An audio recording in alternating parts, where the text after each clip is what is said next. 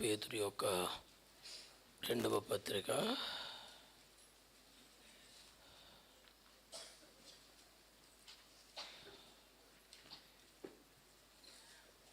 2వ అధ్యాయం 17వ వచనం చదివి ధ్యానం చేద్దాం. వీరు నీళ్లు లేని బావులను పెనుగాలికి కొట్టుకొని పోవు మేఘములనై ఉన్నారు. వీరి కొరకు గాఢాంధకారము భద్రము చేయబడి ఉన్నది.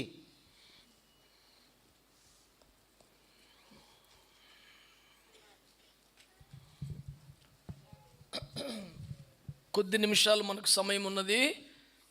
ఈ కొద్ది సమయంలో దేవుని వాక్యాన్ని మనము త్వరగా ధ్యానం చేద్దాం. అపోస్తలుడైన పేతురు తాను మనకు అందిస్తున్నటువంటి ఉపదేశం ప్రకారం మనము చూస్తుంటే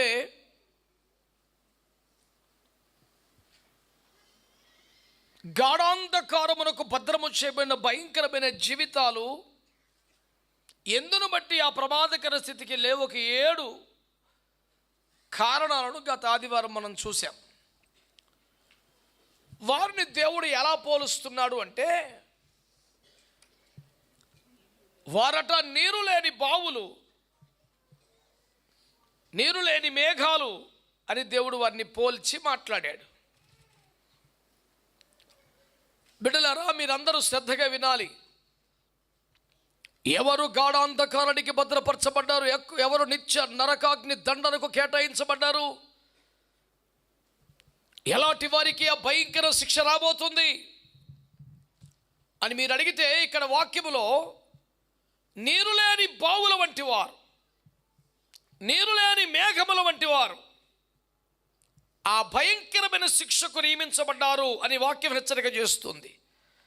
దేవుని సంఘం అంటే, దేవుని సేవ అంటే, వాక్యోపదేశం అంటే ఎల్లకాలం దీవెన వర్షం వరాల జల్లులు కాదు కదా. రాబోతున్న భయంకరమైన ఉగ్రతను తప్పించుకునే హెచ్చరిక పాఠములు మనము ధ్యానం చేయాలి. దేవుని తీర్పును తప్పించుకొని బహుమానం పొందే కృప కొరకై మనము ఆయత్తపరచబడాలి.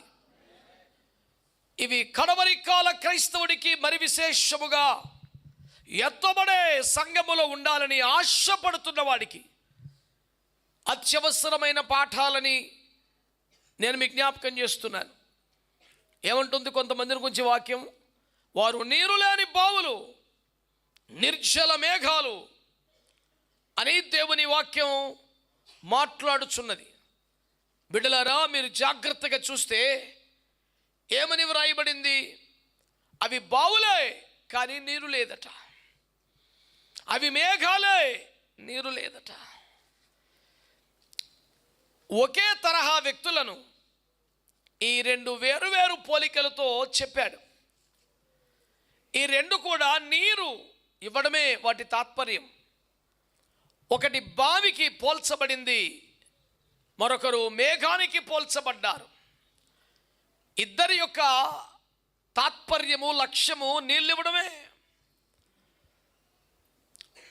2 వ్యత్యాసమైన పదాలతో ఎందుకు చెప్పాడు అంటే, బావి ఓ పొలానికి కానీ, ఓ కుటుంబానికి కానీ, ఒక పొలానికి కానీ నీరు అందించే సామర్థ్యం కలిగి ఉంటుంది.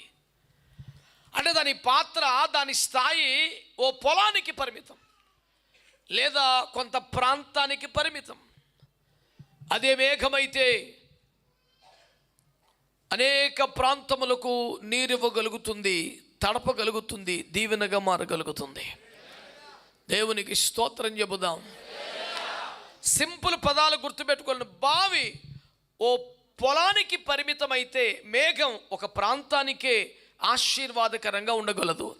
బావి కొంతమంది వ్యక్తులకు, ఒక పొలానికి దాహం తీర్చగలిగితే మేఘం ఓ ప్రాంతపు దప్పికనే తీర్చగలుగుతుంది.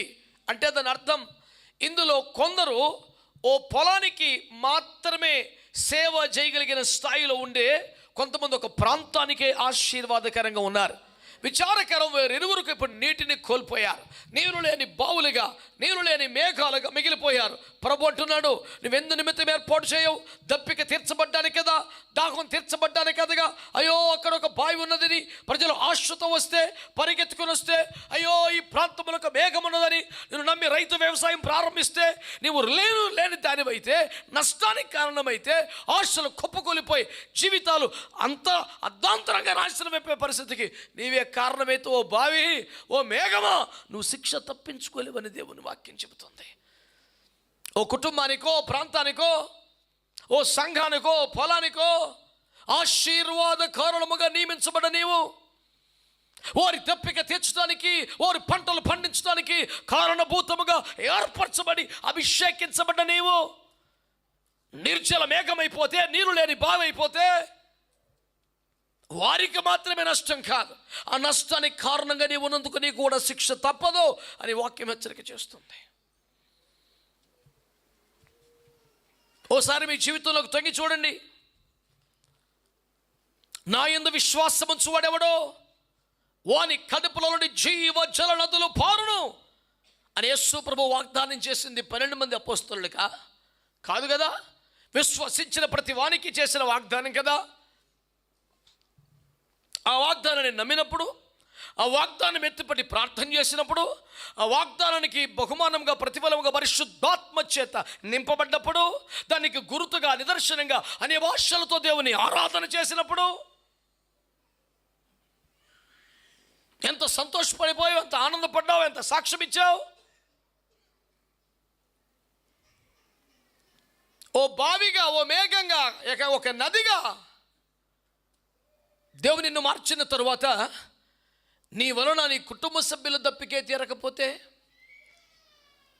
నీ ఉన్న పొలమును తడిపేపాటి చెరువున్న బావే నువ్వు కాకపోతే, ఓ ప్రాంతమునకు దీవెన వర్షము కుమ్మరించవలసిన స్థాయిలో ఉండవలసిన నీవే నిర్జల మేఘమైపోతే, అది ఎంతటి తీవ్రమైన శిక్షకు కారణమో. అట్టి వారి కొరకు గాఢాంధకారం భద్రం చేయబడిందని వాక్యం చెబుతుంది. క్రైస్తవ్యం అంతే వచ్చిపోవడమేనా? ఆశీర్వాదాల పందేరమేనా? వరాల జనులు మాత్రమే కావాలా? నీవు ఆశీర్వదించబడటం క్రైస్తవ్యంలో ప్రాథమిక దశ. నీవే ఒక ఆశీర్వాదంగా మారడం ఉత్తమ స్థాయి. విశ్వాస జీవిత యాత్ర ఆరంభముననే అబ్రహాముతో ఆదికాండం 12లో ప్రభువు మాట్లాడాడు, I will bless you and I will make you a blessing to nations. అనేక జనములకు నిన్ను ఒక ఆశీర్వాదంగా మారుస్తానన్నాడు. వాగ్దానం నమ్మలేదా? కనిపెట్టి ప్రార్థించి ఆత్మను పొందలేదా? నీలోంచి ఒక నది ప్రవహించడం ప్రారంభించలేదా? అలాగైతే నువ్వు ఎంతమందికి ఆశీర్వాదకరంగా ఉన్నావు? ఈ బావిని బేస్ చేసుకున్న ఇళ్లల్లో ఎప్పుడు నీరుండాలి సుమా. ఏ కొండ ఎండిపోయి కనబడకూడదు సుమా. ఏ గొంతుక దాహార్తి చేత ఎండిపోయి కడిగట్టిపోయి ఉండకూడదు సుమా. బావి ఉబుకుము, బావి ఉబుకుము అన్న ప్రవచనం నీ గురించి ఎవరు రాయబడిందని గుర్తు చేసుకో.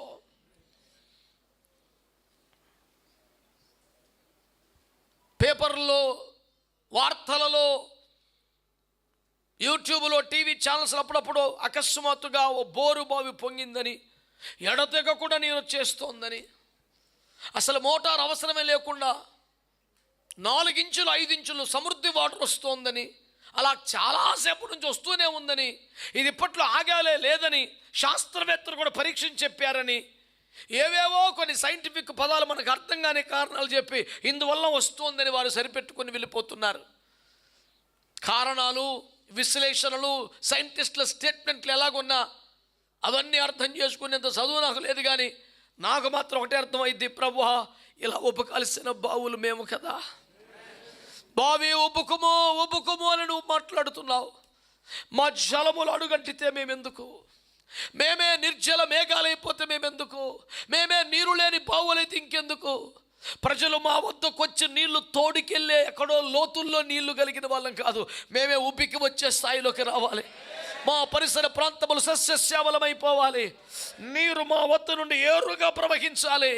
బావి ఉబుకుము అన్న పేరు దగ్గర నా పేరు పెట్టి, జఫన్యా ఉబుకుము, సంగమా ఉబుకుము, నీవే ఆ బావి, నీవే ఆ మేఘం. నీ ప్రాంతములో పచ్చగా ఉండాలి. ఎండిపోయిన భూమి కనబడకూడదు. సస్యశ్యామలమైపోవాలి. జనముల ఆకలి తీరాలి. తీరాలి, కరువు తీరాలి. అట్టి ఒక దీవెన వర్షం, ఒక నీటి ప్రవాహం నీలో నుంచి రావాలి. అలాంటి నీవు ఎండిపోతే శిక్ష కాదా? నీ గ్రామంలో ఎందుకు చేత నిన్ను దేవుడు రక్షించుకున్నాడు? నీ కంపెనీలో ఎందుకు దేవుడు నిన్ను రక్షించుకున్నాడు? నీ డిపార్ట్మెంట్లో ఆత్మను పొందిన బిడ్డగా నీవు ఎందుకున్నావు? నీ కంపెనీలో ఎందుకు చేత సమర్పణ కలిగిన సాక్ష్యంతో నీవు ఉన్నావు? ఎప్పుడూ నిందలు పడ్డానికేనా? ఎప్పుడూ దూషించబడ్డానికేనా? అవకాశం వస్తే సాక్ష్యం చెప్పడానికేనా? ఉపకాల్సిన బావి నీవు కాదా? ఇప్పటిదాకా నీ కాడికి వచ్చి చేద వేసి తోడితేనే నీళ్లు, ఇది మొదలుకొని నీవే ఉపకాల. ప్రవాహం బయటికి రావాలా? ఉప్పొంగుతున్న జలధారలు రావాలా? ఆ ప్రాంతమంతా పచ్చగా మారిపోవాలి. చేతులెత్తి ఒక్క నిమిషం ఆగకుండా స్తోత్రాలు చెప్పండి. ఆత్మను పొందిన వారు అన్ని భాషలతో మాట్లాడండి. ఆత్మచేత నింపబడండి, ఆత్మలో రేపబడండి. ఇదిగో ఉపుకుతున్న బావులను దేవుడు లోకములోనికి పంపుతున్నాడు. ఒక ప్రవాహం ఇప్పటిదాకా నీ వద్దకు వస్తేనే నీరు, నీ దగ్గరకు వస్తేనే తడి. ఇక మీద కాదు, ఉప్పొంగుచున్నావు, ఉపుకుచున్నావు, ప్రవహించుచున్నావు. జనముల దప్పిక తీర్చే, పొలముల ఎండుదలను తీసివేసి పంటలు పండించే ఒక ఉపుకుచున్న ప్రవాహం, ఉపుకుచున్న ప్రవాహం, ఒక అభిషేకం నీ ద్వారా, నీలో నుండి దేవుడు లోకములోనికి ఎండిపోయిన వారి మీదకి పంపించుచున్నాడు. విశ్వాసము కలిగి అన్య భాషలు మాట్లాడుతూ, స్తుతిస్తూ, చప్పట్లు కొడుతూ దేవుని మహిమపరచండి. గట్టిగా గట్టిగా గట్టిగా.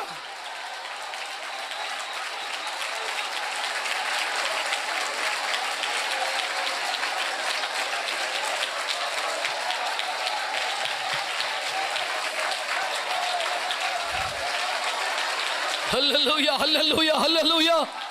ఓ హల్లెలూయా, హల్లెలూయా, హల్లెలూయా. జీవనది నీకు స్తోత్రం, పరిశుద్ధాత్మ నీకు స్తోత్రం, అభిషేకమా నీకు స్తోత్రం, ప్రవాహమా, ప్రవాహమా నీకు స్తోత్రం, ప్రవాహమా నీకు స్తోత్రం. నీవొక నది, నీవొక నది, నీవొక నది, నీవొక నది. నీవు ప్రవహించాలి, నీవొక బావి, నీవు ఉపకాలి. హల్లెలూయా, హల్లెలూయా. నీవున్న ప్రాంతంలో ఎండిపోవడానికి లేదు, ఎండిపోవడానికి లేదు, ఎండిపోవడానికి లేదు. నువ్వు ప్రవహించాలి, నువ్వు ప్రవహించాలి. యేసు నామములో ఆ కృప నీకు విస్తరించును గాక, ఆ కృప విస్తరించును గాక, అభిషేకం అధికమగును గాక, ప్రవహించును గాక. గట్టిగా గట్టిగా గట్టిగా. హల్లెలూయా, హల్లెలూయా.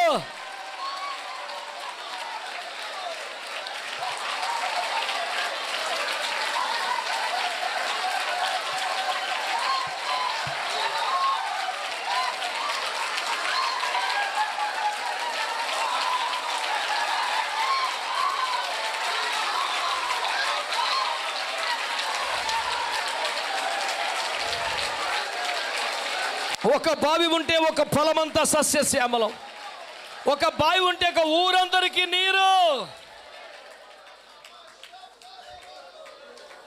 దేవుడు ఏర్పాటు చేసుకున్న బావి నీవు కాదా?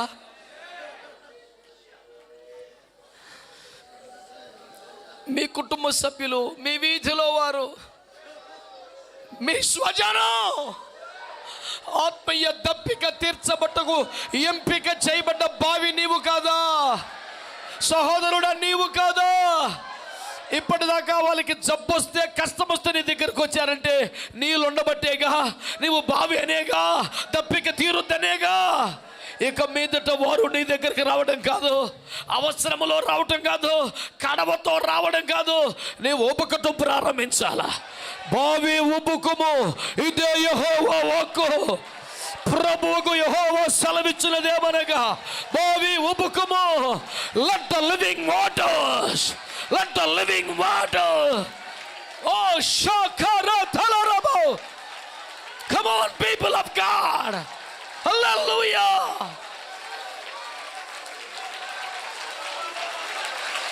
May flow out of you, because you are the river, you are the water source. Hallelujah, hallelujah, hallelujah.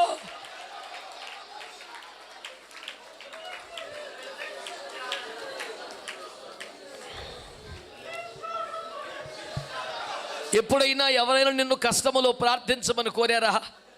బాబు మా కోసం ప్రార్థన చేయన్నారా? అమ్మా మా కోసం ప్రార్థన చేయన్నారా? దాని అర్థం ఏంటి తెలుసా? నీవు ఒక బావి, వారి దాహం తీరుద్దని ఆశగా నీ దగ్గరకు వచ్చారు. ఇప్పుడు నువ్వేమవ్వాలి తెలుసా? వాళ్ళే చేద వేసుకొని తోడుకొని దప్పిక తీర్చుకునే బావి దగ్గర నుంచి ఊబికి ఊబికి వారి సమస్య శ్యామలము చేసే ఒక బావిగా నువ్వు మారిపోవాలి. హల్లెలూయా. ఇంతవరకు నువ్వు మూత వేయబడ్డ జలకూపము, ఇప్పుడు తెరవబడిన ప్రవాహము. నీవు ఇంతవరకు మూత వేయబడ జలకూపము, ఇప్పుడు నీ ఒక ప్రవహించుచున్న నదీ ప్రవాహం. పొందుకో, కృప పొందుకో, అభిషేకం పొందుకో, ప్రభావం పొందుకో, ప్రవాహం పొందుకో. కృపగల తండ్రి, కృపగల దేవుడు నిన్ను దర్శిస్తున్న సమయం, ప్రేమగల దేవుడు నిన్ను తాకుతున్న సమయం. హల్లెలూయా. పక్షపాతము లేని దేవుడు. హల్లెలూయా. హల్లెలూయా, హల్లెలూయా, హల్లెలూయా, హల్లెలూయా, హల్లెలూయా. ఓ షాకా Bala రబా సియాలా రబా.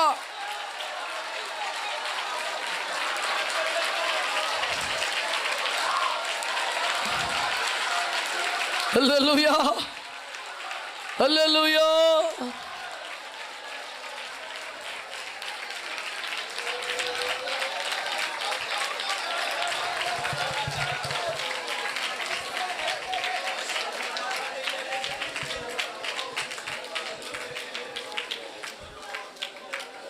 Hallelujah, hallelujah, hallelujah, hallelujah. ఇట్టి బావులను అబ్రహాము తవ్వించాడట. ఇట్టి బావులను అబ్రహాము తవ్వించాడట. అబ్రహాము లేడనుకొని, ఇక పర్వాలేదనుకొని ఫిలిస్తీన్లు వచ్చి బావులు పూర్తి చేశారట. ఫిలిస్తీన్లు వచ్చి బావులు పూర్తి చేశారట. కానీ అబ్రహాము కుమారుని ఇస్సాకు, చిన్నప్పుడే బలిపీఠం మీద పెట్టబడ్డ ఇస్సాకు, తన్నంతడు తానుగా సమర్పణలోకి వచ్చిన ఇస్సాకు, యేసుకు సాదృశ్యముగా పోల్చ తగిన జీవితము కలిగిన ఇస్సాకు, క్రమశిక్షణ కలిగిన ఇస్సాకు, యవన కాలములో పొలములో ధ్యానించుచున్న ఇస్సాకు. హల్లెలూయా. ఆ ప్రతి బావి యొక్క పూడికి తీయించాడంట. మళ్ళీ బావులన్నీ జల కళ్ళతో నిండుచున్నాయి. మళ్ళీ బావులన్నీ జల కళ్ళతో నిండుచున్నాయి. ఇప్పుడే నేను దేవుని సేవకునిగా ప్రార్థన చేస్తున్నాను. ఒకప్పుడు మండి, ఒకప్పుడు నిండి, ఒకప్పుడు పొంగి, ఒకప్పుడు ప్రవహించి, ఒకప్పుడు అనేకుల తప్పిక తీర్చిన బావులు ఒకవేళ ఎప్పుడైనా ఏ కారణంతో పూడ్చబడి ఉంటే అట్టి బావుల పూడిక యేసు నామములో ఇప్పుడు తీయబడునుగాక. పూడిక తీయబడే సమయం నజరేయుడగు యేసు నామములో. ఓ హల్లెలూయా, హల్లెలూయా.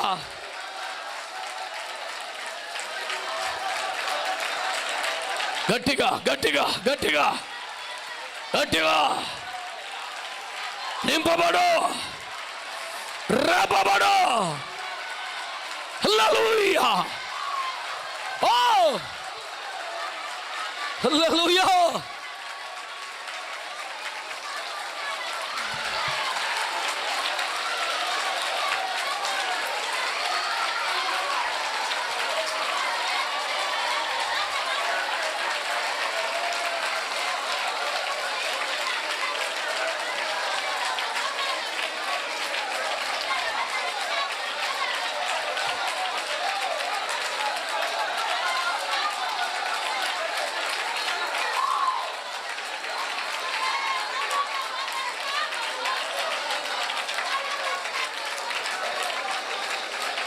Hallelujah. Oh, hallelujah. Hallelujah. Hallelujah.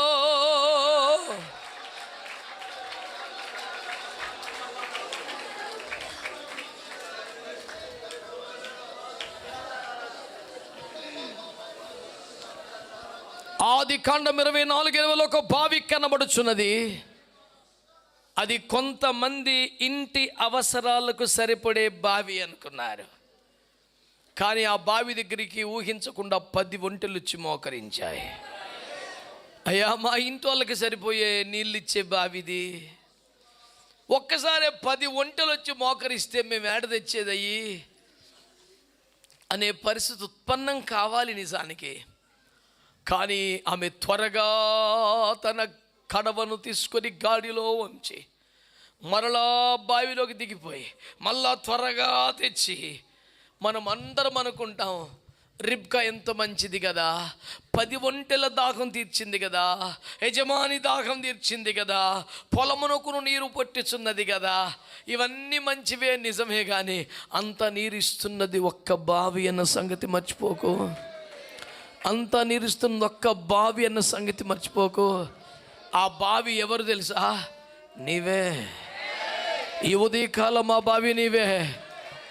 కొంతమంది ఇంటి అవసరాలకే సరిపోయే స్థాయి నాది అనుకున్నావు, కానీ ఎంతో మందికి సమానమైన ఒక్క ఒంటెను కాదు, 10 ఒంటెల దప్పిక తీర్చే కృప. నీళ్ళన్నీ ఒంటె తాగుతుందా? లేదు, గాడిలో పోస్తే పొలానికి వెళ్ళిపోతున్నాయి. ఒక పక్క ఒంటెల దాహం తీరుతోంది, మరొక పక్క పొలము కలకలలాడుచున్నది. ఇంత కలకలలాడడానికి కారణం ఒక్క బావి.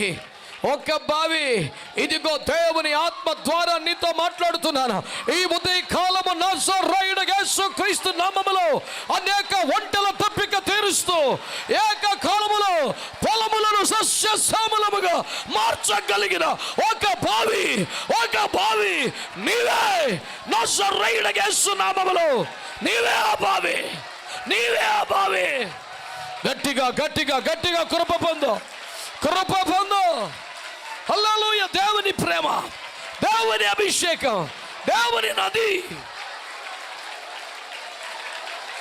నీ స్థాయి పెరిగిపోతున్న రోజు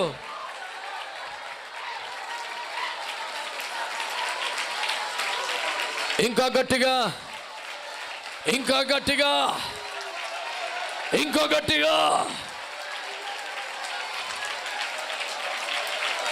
ఒకప్పుడు పూడ్చబడ్డ బావి నీవు, ఇప్పుడు నీ పూడిక తీరుతున్నది. తీసివేయబడుచున్నది. మళ్ళీ జల కళ.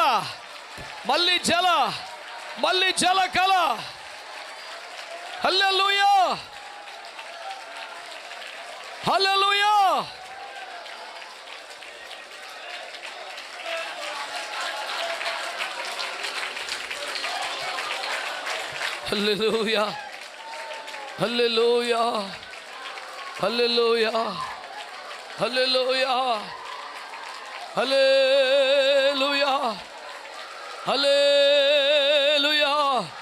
బలమైన అభిషేకం, ఒక బలమైన ఆత్మాభిషేకం.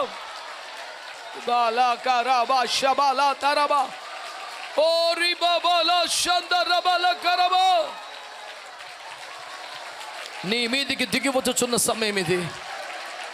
హల్లెలూయా.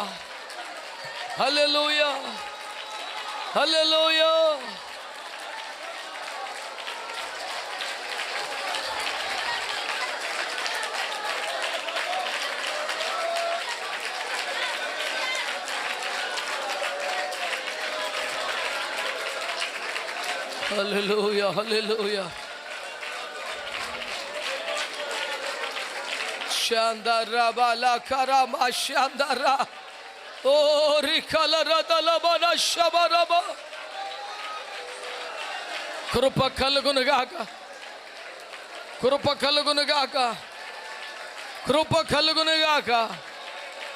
Hallelujah.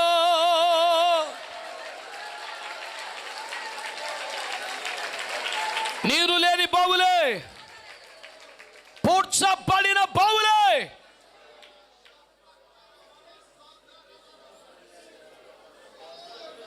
ఇప్పుడు పొంగి పొర్లుచున్న బావులు.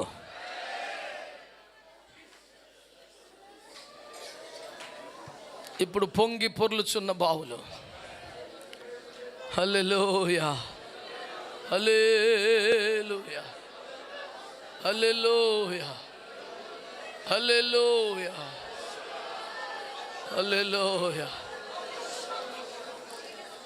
కృప కలుగునుగాక, కృప కలుగునుగాక, కృప కలుగునుగాక.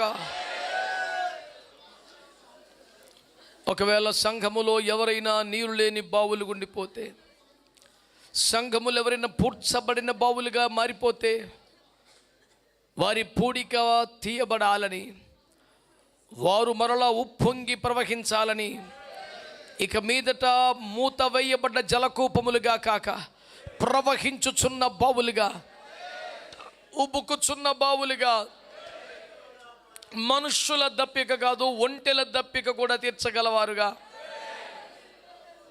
పొలములను సహా సస్య శ్యామలంగా మార్చగల బావులుగా ప్రభు వారందరినీ మార్చేయాలని దైవ సేవకులు ప్రార్థన చేస్తుంది. ఏకీభవిద్దాం. హల్లెలూయా, హల్లెలూయా, హల్లెలూయా, హల్లెలూయా, హల్లెలూయా, హల్లెలూయా, హల్లెలూయా. ఓ దైవమా, దైవమా,